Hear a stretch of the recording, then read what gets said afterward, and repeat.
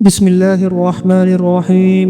আপনার বাড়িতে অদৃশ্য কোনো অশান্তি চলছে, হঠাৎ হঠাৎ ভয় লাগে, মনে হয় কেউ যেন অনুসরণ করছে, তাহলে সাবধান, কারণ হতে পারে জিনের কোনো জ্বর।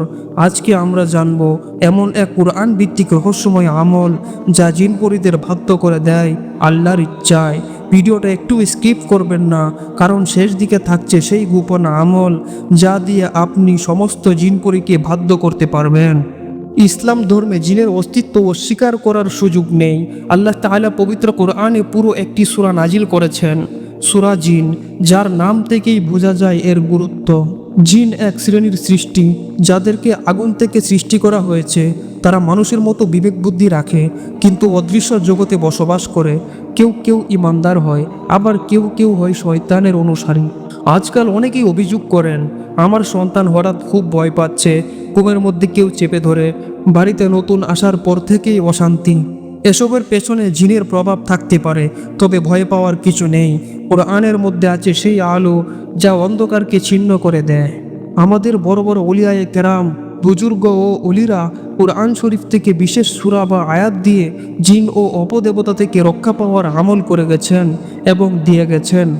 আজকে যে বিষয়টি আপনাদের সামনে তুলে ধরছি তা বহু বছর ধরে পরীক্ষিত এবং আল্লাহর রহমতে বহু মানুষ এর উপকার পেয়েছেন। সূরা জিন, এই সূরাটি 700 বার পাঠ করতে পারলেই জিন পরি বাধ্য হয়ে যাবে।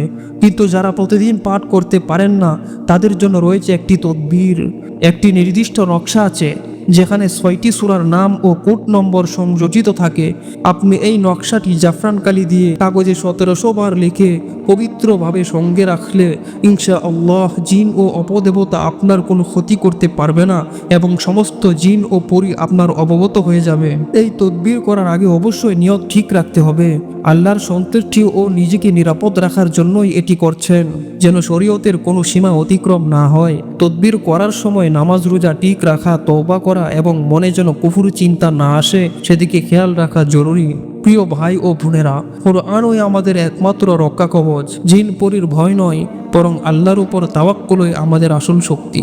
এই ভিডিওটি যদি আপনার উপকারে আসে তবে অন্যদের সাথে শেয়ার করুন, কারণ হয়তো কারো জীবনে এটি একটি আলো হয়ে উঠতে পারে।